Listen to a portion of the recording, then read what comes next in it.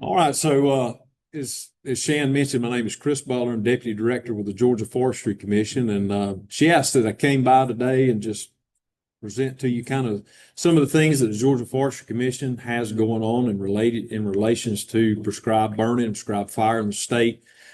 Just overall, just want to express my appreciation and gratitude to everybody in this room for your participation in fire. As I go through some of these slides, I fully know and trust that a lot of people and a lot of hats in this room had a part in a lot of these totals that I'm going to go through. So kudos to everybody in here for your involvement in prescribed fire in this state.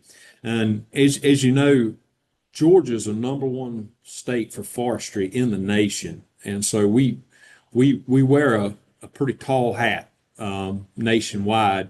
And we try to maintain that. We want to increase our exposure every year.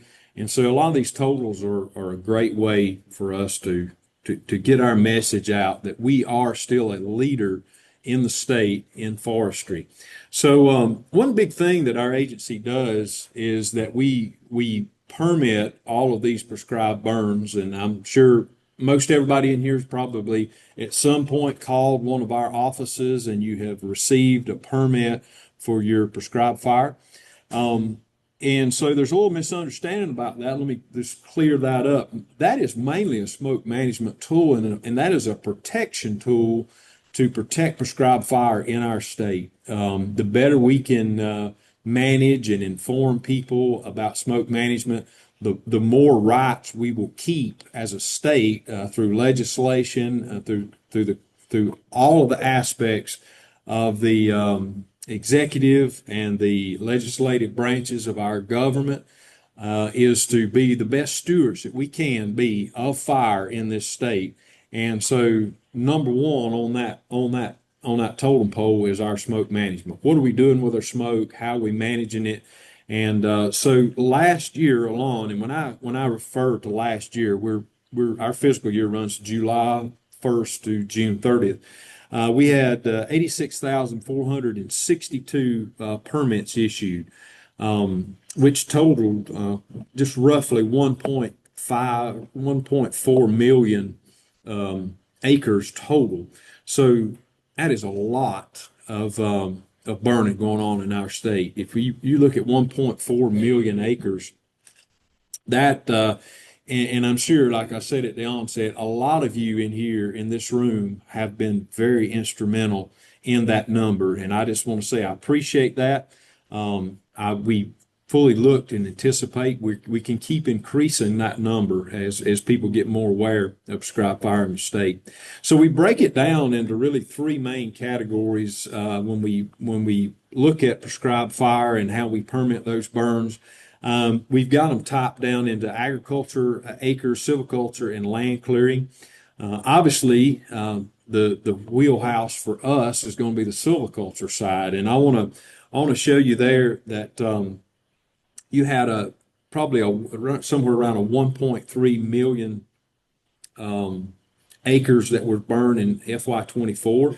If you look just across the column at this year, we had 1.2. So we had a decrease in silvicultural acres this year, 79,411 acres. So you might ask yourself, why is that? Why are we having a decrease? Well, some of it has to do with urban sprawl.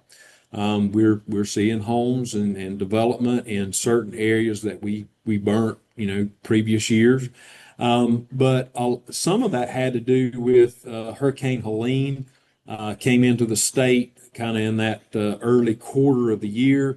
And then that has directly affected some in that area. And that's kind of what we call the wood basket of Georgia, right in that impact area. So obviously there's a lot of cleanup efforts, a lot of restoration efforts going on in that area. And so some of those prescribed fire numbers were we're down a little bit, actually 79,000 of them were. But we fully anticipate trying to recover that and bring that back up. Even at that, 1.2 million acres is a pretty good number of silviculture burning. And so that would be anything from the site prep burns before we do the reforestation on a tract, or that also incorporates any kind of under canopy burns that are done in those under canopy settings. Agriculture was up this year, and I really don't have a good answer for you as to why agriculture was up this year. Maybe other than I know a lot of the, back to that Hurricane Helene impact area. That's a heavy farming, row cropping part of Georgia, and so I'm assuming that some of that was due to recovery and restoration from hurricane in that ag setting. Land clearing was pretty steady. It was down just a little bit.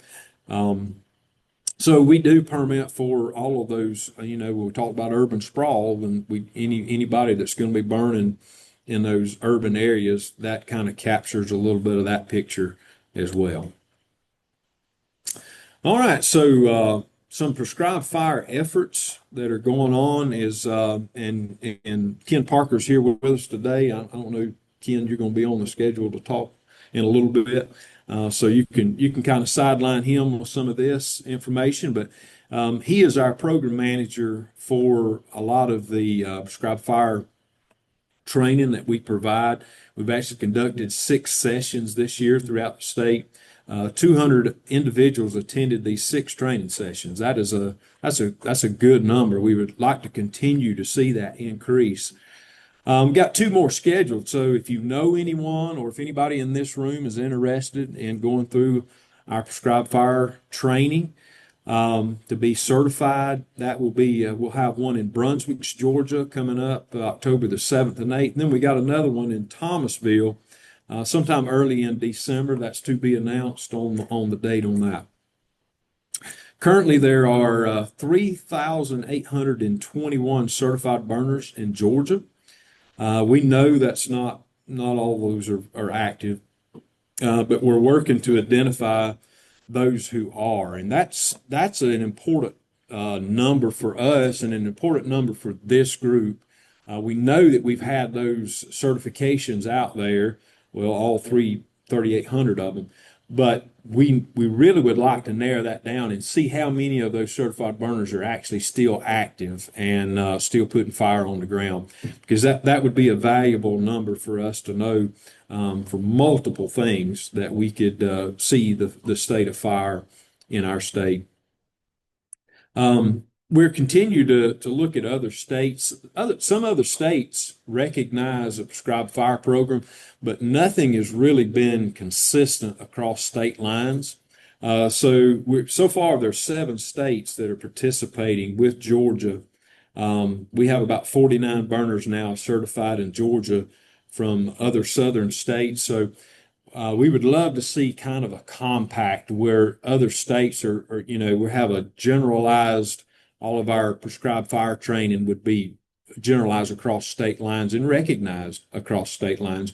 And I'm sure there's some of you in here maybe that hold a Georgia certification that you may do burns or consulting work over in Alabama or South Carolina or one of our sistering states.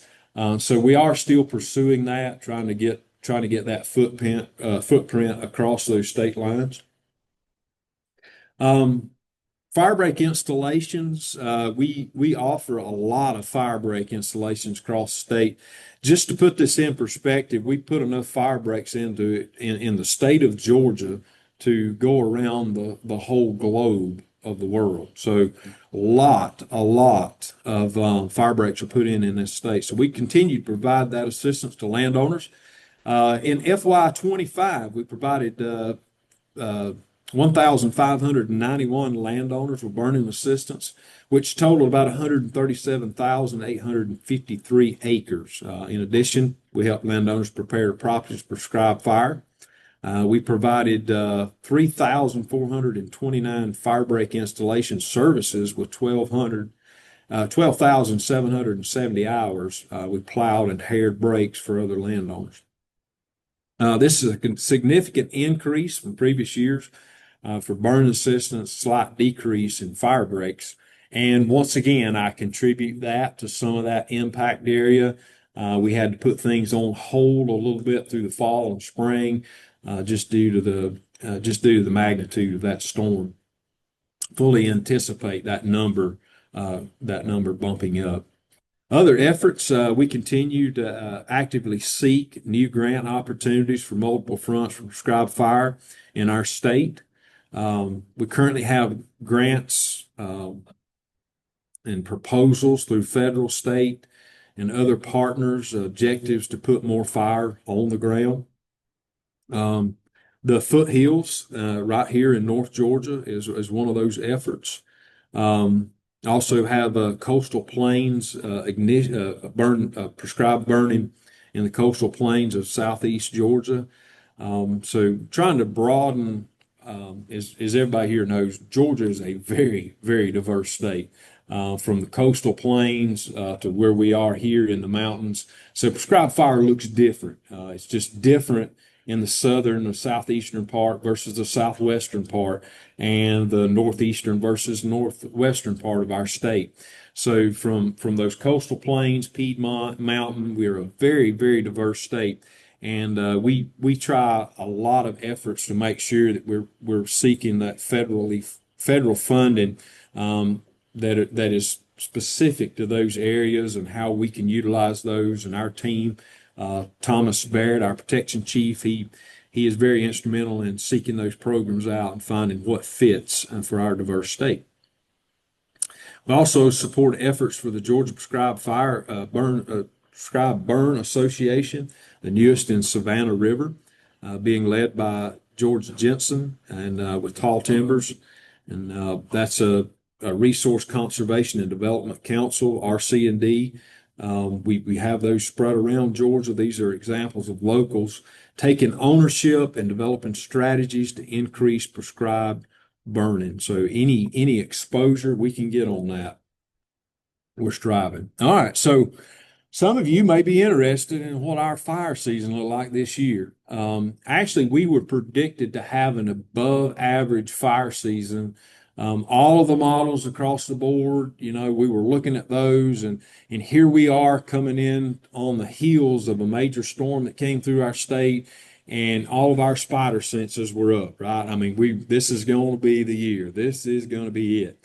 And so thankfully, that did not come to pass as far as like a major catastrophic wildfire season in Georgia. But we did have a active season. So for FY25, GFC responded to and suppressed 3,127 wildfires, which burned 21,535 acres in Georgia. It was a significant decrease over a 5-year average. And a lot of that is a lot of the proactive measures. We have an excellent prevention team that goes around the state in cooperation with the U.S. Forest Service. We also have prevention folks that work in our shop, and that is their job, while in urban interface. So a lot of those efforts I contribute to these numbers being down this year, and mostly the trend and the weather patterns that we had this year were not as conducive for a catastrophic fire season. This was a significant, like I say, increase over 5-year average. The average size of wildfire for fiscal year 25 was 6.89 acres. The 5-year average was 5.1 acres per wildfire. So that number was elevated a little bit. So some of the methodology behind that and what we're seeing is some of that impact area that Hurricane Helene traversed. It has taken our resources longer, and we're having to back up. And for those of you that are in the fire world, we're having to big box a little bit more. just because of the volume of wood that is on the ground in those areas. And then when you get into those hardwood bottom areas with the larger hardwoods, our equipment is just not pushing as effectively in that equipment. So we were supported legislatively this year. We were able to receive 28 new tractors that are going to be going directly into that impact area to assist us with that. So some of that acreage, that overage and uptick in those acreages were directly from some of that impact area, and the fact that our equipment, it's taken us a little bit longer. And we're averaging, Thomas, you correct me if I'm wrong, what were we like $200, 400? Yeah, so we're averaging about 400 more dollars per fire to fight fire this year versus prior years. So our expense cost is going up. So there's a lot of factors that are going in to those acreages coming up. We look for that to be the trend over the next several years. And so we'll be fighting that battle for years to come. In that impact area, as that wood cures, and we're going to be having all that volume is still going to be there. It's going to be a big challenge for our firefighters over the next coming years, and we're trying to brace up for that. We did get in legislation this year a new helicopter built into our budget. So we're in the process of purchasing that helicopter. It will be we've referred it to, currently we have a F-150. Now we're going to have an F-250 that can get some work done, and so be able to put a lot more water down. This new helicopter will have a belly tank. It will have like a snorkel feature on it. We'll be able to go and draft out and have a quicker turnaround. That was all recognized through legislation this year to deal with the fires in that impact area and other parts of the state. We've got a lot of southern pine beetle exposure, especially on the western part of the state. And so we fully anticipate that increasing our fire load as that timber dies and as people try to go in and harvest what they can. But most of that timber, a good portion of it, is going to be a fire hazard in the future. So all of those efforts we're looking at legislatively to manage fire in the state. Other ongoing efforts. So the Albany pilot project, and I know, let's see, I think I have a slide now. The Albany pilot project, we've been working on that got underway in January. We had a lot of success this year with PM 2.5 and the Albany air monitors. That project kind of cones out, and so we're able to look at the weather parameters for that day, and we're trying to better inform our landowners of the best days to burn, when we can burn in that little impact area right there, wherever that cone lines for that day. We can predict that through the Albany project, and been a success. We are doing everything at our level. We've actually got a meeting coming up next week. We're gonna meet and talk about this project and some more things that are going on in the state to protect prescribed fire. So our agency is very active and involved in protecting prescribed fire for the state. Prescribed fire is probably one of the most important and impactful things to forest management in our state, and we recognize that. A lot of fire dependency species in our state, and we are making every effort we can with the Georgia Forestry Commission to protect that right, and to manage those areas, and those areas that have those smoke monitors. We've done really well this year, and I'm sure Ken will probably highlight a little bit more of that. But a lot of our proactive measures are ensuring that you guys are still allowed to burn in our state. So with that, do we have time for questions? We do not.